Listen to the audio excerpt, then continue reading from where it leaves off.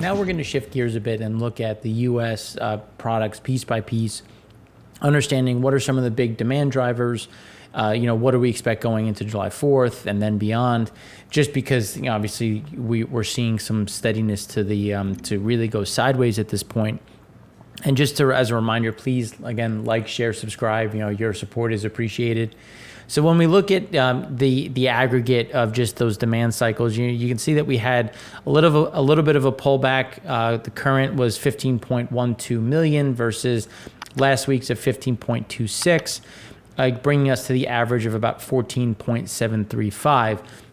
So when you look at that average, again, you had the spike up, spike down, and now you have that recovery. We're starting to see some of this will start to move a little bit closer to 15,000. You can see that the 4-week rolling average is trending up. It's gone sideways a bit, and that's what we keep talking about, because when you look at 2018, 2017, 2019 started earlier, but when you look at 17 and 18, you typically start to see that pivot up and you start to see that acceleration into July 4th, and then you maintain kind of this elevated level of demand. And we're just seeing this fairly sideways move, which is what we've been talking about, where we would get to this point and then just have kind of this pause point where we're just not moving much up or down in terms of where things are. And that's where we believe things are going to go, where on the average in general, we'll continue to trend closer to the 15 million mark, but it's not going to be a huge shift. Like, we're not getting this gigantic movement up. It's really just kind of this sideways move where a little bit of gasoline benefits, then diesel drops, or jet fuel increases and gasoline drops a bit, and we're just not seeing this big step up. But what did happen? Schools ended, so we have school that's over, and now this is where we're going to start to look at, okay, well, are we going to get more vacations? Are we going to get more people moving about? But then, we showed this before, and a gentleman on Twitter was kind enough to point it out again. When you look at vacations intended within 6 months. So I think it's important, again, to look at where vacations are intended and how we still in vacations intended within 6 months. And when you look at just the intentions, we're just not seeing this pivot to something bigger. And when we'll talk about the driving data, because again, people are utilizing parks. You're seeing a lot of camping. You're seeing a lot of park activity. We're just not seeing a big shift to, look, I'm going to leave today. I'm going to drive to Hilton Head. I'm going to leave today and head to, somewhere further, because, flights are still tough. I mean, I don't know about anyone watching, but trying to take 3 kids, 6, 4, and 2, and worry about masks and try to get flights, it would be very difficult. And I think other people are seeing that, and they'd rather just stay local, which again is kind of limiting the amount of activity that I think was expected as we go into 2021. But again, when you look at how does this go and transition going forward, that's when we look at just distillate first. So one of the things that we always want to look at, distillate had a draw of 870,000 barrels. It's holding 6.8 million below the 5-year average. But when you look at just the general trend, right? So we had that pivot point after having some nice draws, and then we started to essentially track this slope of over the last 29 years. We're just tracking normal. Like, we're not seeing a big acceleration, a big deceleration. This is what we've been saying, where we just expect a fairly stable increase in builds.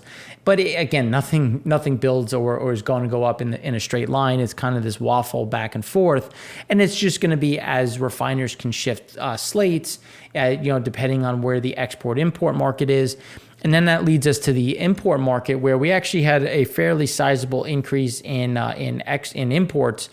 And now it's down 30,000 versus the previous week, 30,000 a day.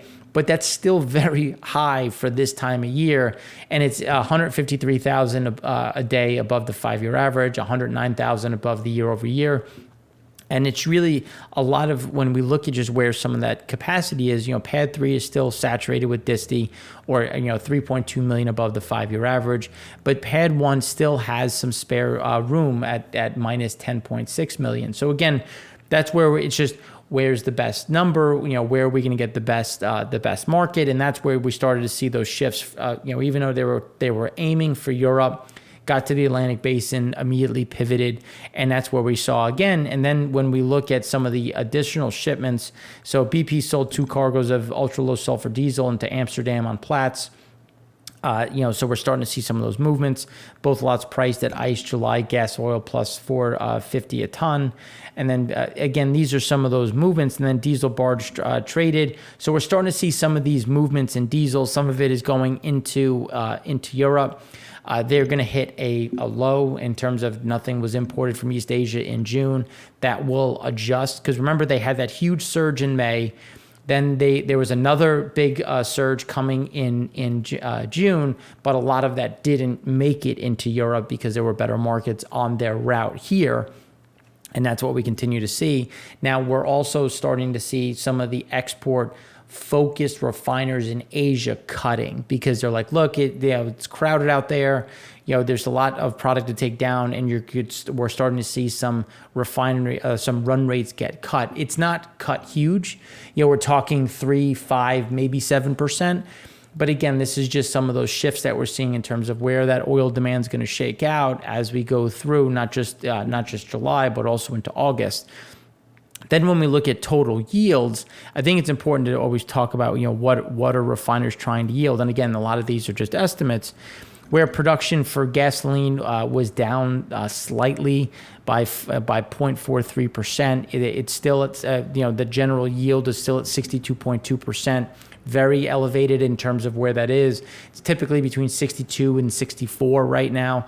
It's going to be hard to get to that 64 unless they increase some of those additional runs with the heavier slate. And then when we look at production, disti was down slightly from 31.7% to 30.9%.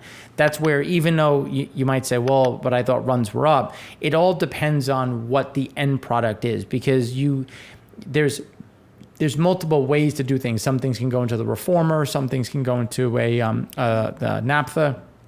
And this is where some of those adjustments can happen. So even though you get a small increase, yields can be down a bit. But just generally speaking, there hasn't been all that much change, and we expect to see that continue to adjust, especially with diesel prices remaining elevated. And when you look at diesel prices, diesel demand still above the 5-year average, well at the top of that range.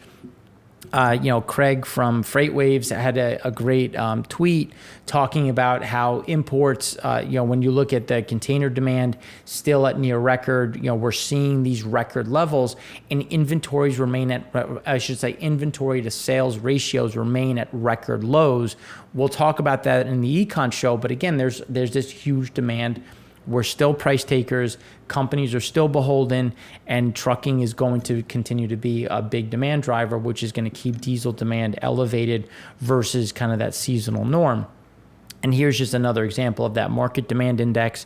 As we were saying, it's going to kind of hold firm.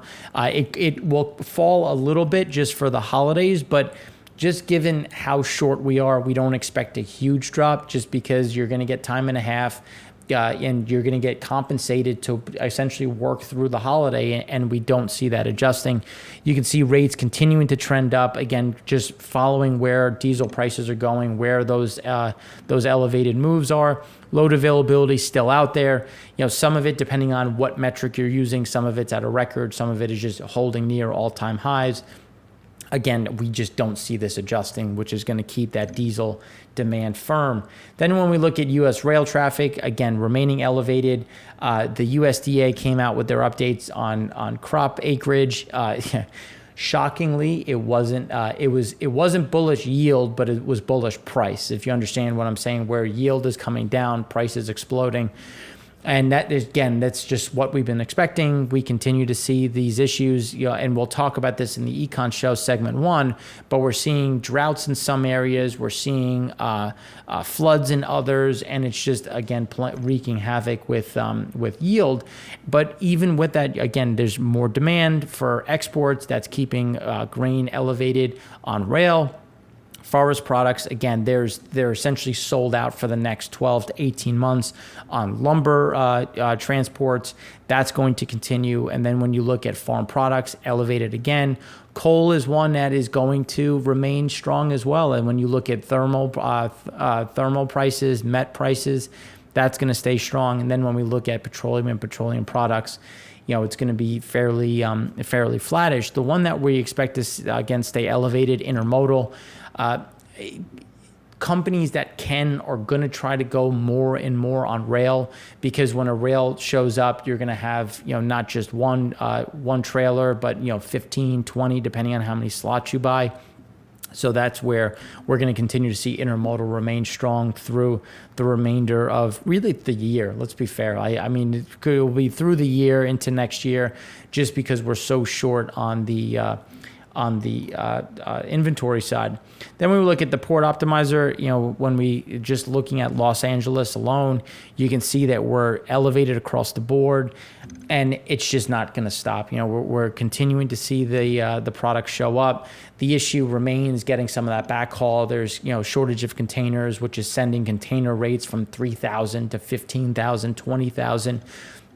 Just because there's just so much demand, because there's not enough containers on the receiving end. So then again, this whole breakdown of the supply chain is just driving up prices, driving up rates, increasing and then increasing delays in getting products to where they need to be.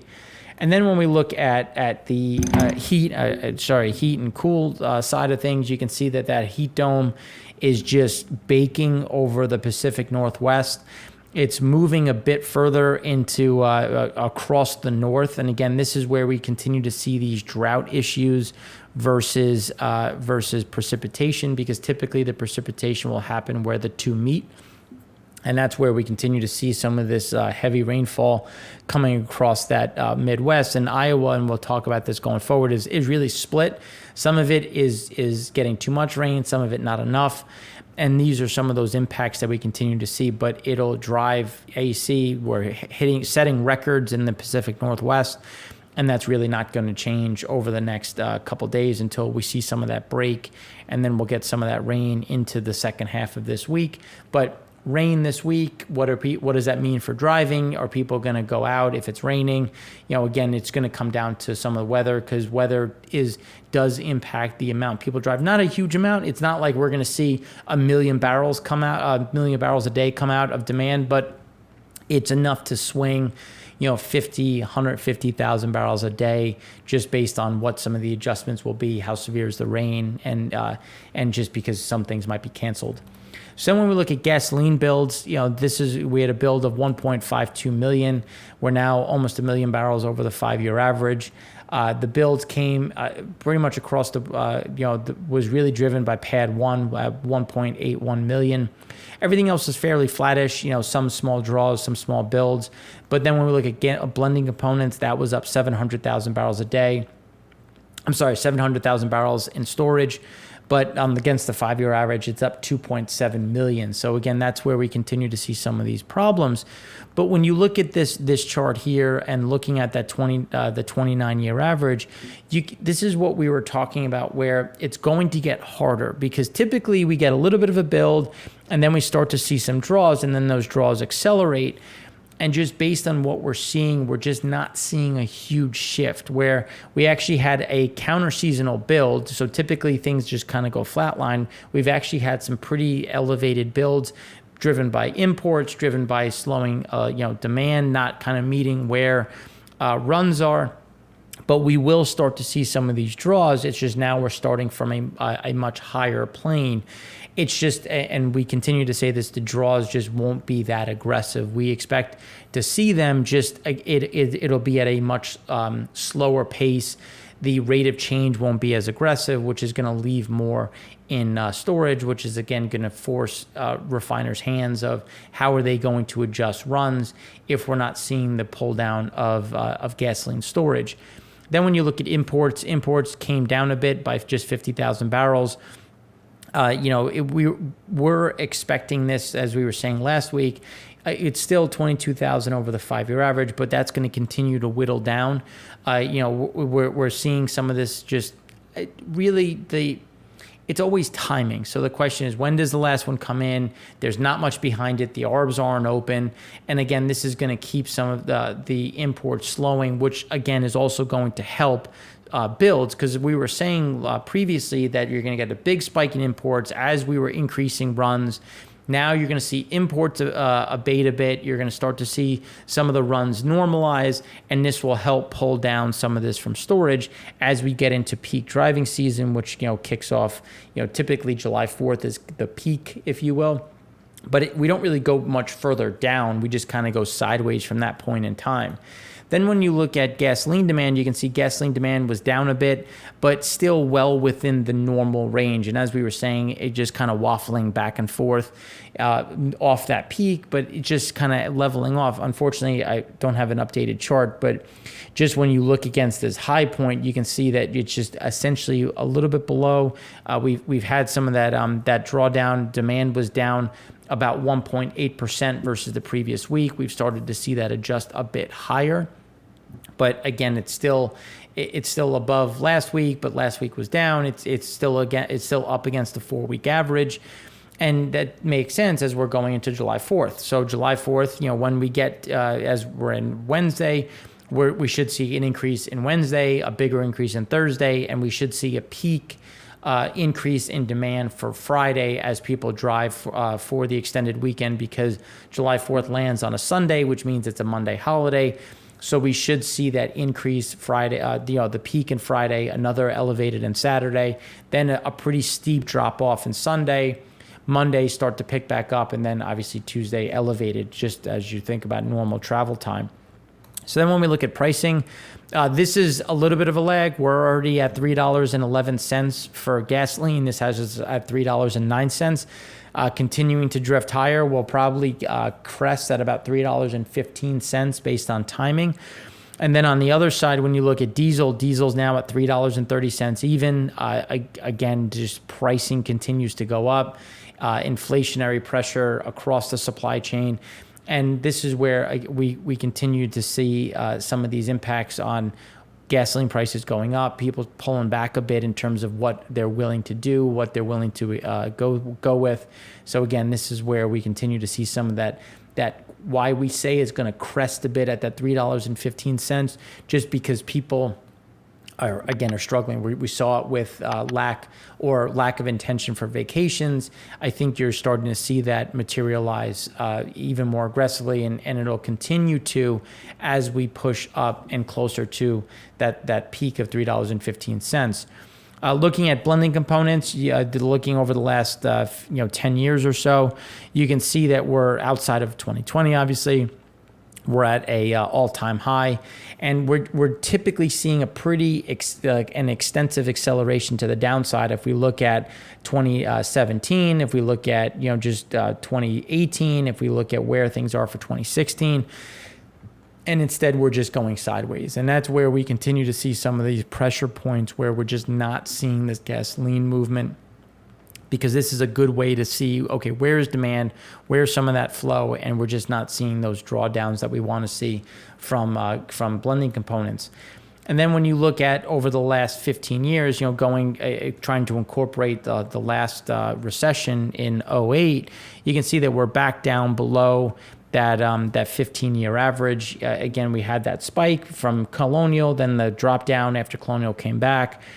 Something closer to normal. Now we're just falling just below kind of that average, which is, again, where we think we're just going to go sideways from this point of, a little bit better, a little bit worse, and just kind of working within this sideways capacity, which you can see here, where when you look at the 15-year the 5-year average, I should say 4-year, because we pulled out 2020 to kind of clean it up a bit.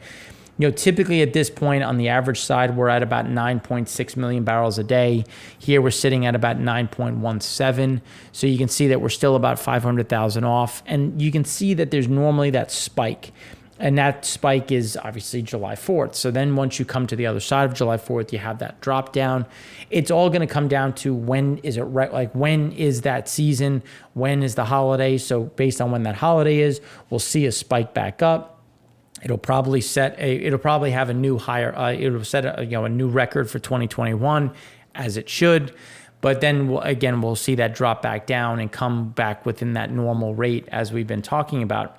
Now on the propane side, we had a build of 1.24 million, but it's still 11 million off the 5-year average. And as we continue to say, we are tracking 2017 almost perfectly.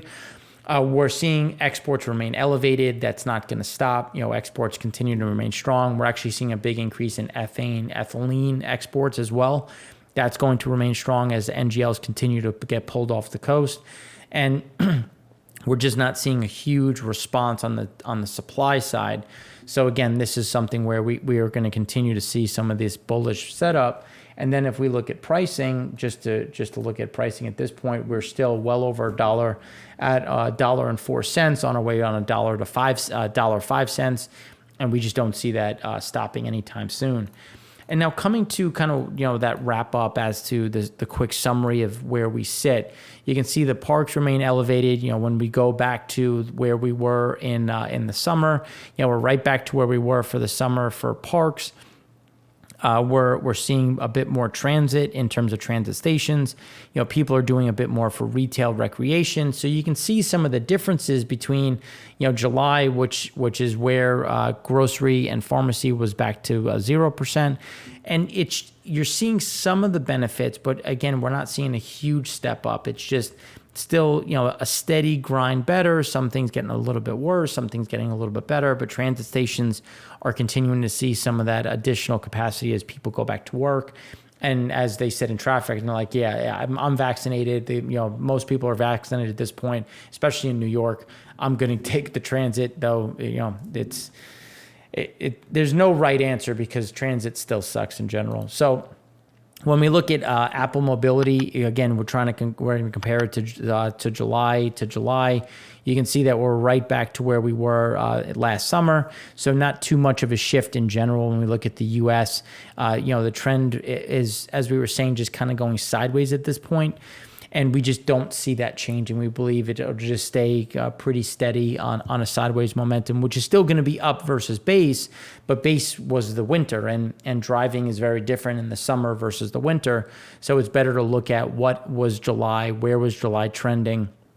And you can see that it had that nice strong rally up and then went sideways. This, again, nice strong rally up, and then we expect it just to go sideways at this point. But on a good side, when we look at vaccinations remain elevated across Europe, remaining strong. U.S. continue to slow. South Korea, unfortunately, also slowing. And that's just because people who wanted the vaccine have gotten it. Now you're kind of competing of, do I want it? Do I not want it? Now you're starting to get some of this waffling within the U.S., which is slowing down the pace. But then when you look at Europe, that is accelerating, again, keeping things minimal at best when we talk about that Delta variant. Not a huge impact of what we're seeing in terms of some of the pullback on demand. Then when we look at the share of people who are vaccinated, and this is fully vaccinated versus partial, for those that know that you have to get 2 for some of the different options. When we look at India, it's only at 4.2% in terms of fully vaccinated. France is creeping up at 30%. Spain the same. Germany, Italy, all moving in the right direction.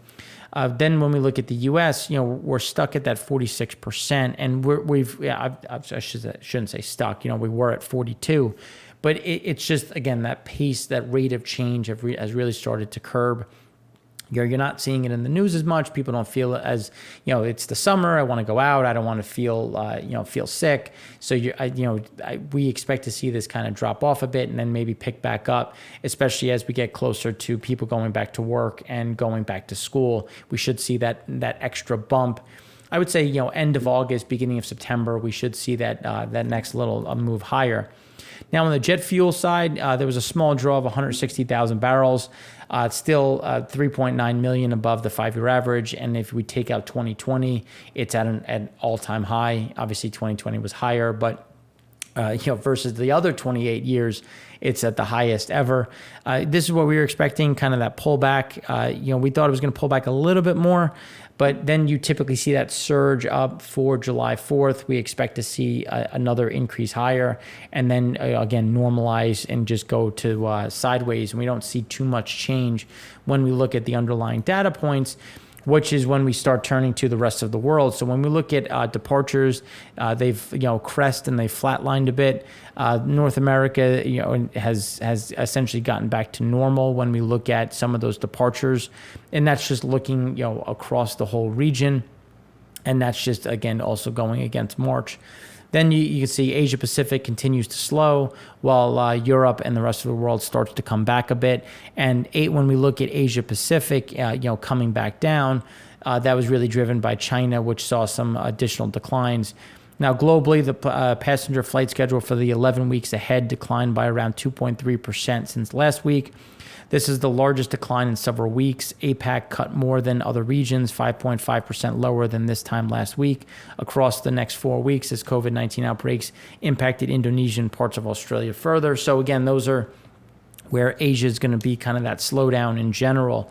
And that's why when we talk about departures, we just think it's going to, again, just go sideways at this point and really not see too much of an increase or decrease, but just kind of flatline at this plateau level. And then when we look at U.S. Throughput, you can see that we've gotten a little bit better. The bottom side, again, just moving over. But when you look at 2019, you can see that big drop off. That big drop off is July 4th. It's just because you're already there. You're not traveling July 4th. You're already at the location you're going to go to. So that's where we see that drop off. Then we see the pickup. And then you stay at that elevated level as people, typical, like, let's call it peak vacation time, July, August. It's just what we've been saying is we're just going to go sideways from here. So we've gotten to this plateau, and now we're going to, instead of getting better, we're just going to hold this line, have that peak of about 2.1, that low of about 1.8, and we're just going to go sideways from here on out. Now, when we look at open table, we're pretty much holding firm to what we've been saying, where the weekends are going to be 5 to 10% better. Weekdays are going to be, 10 to 15% worse.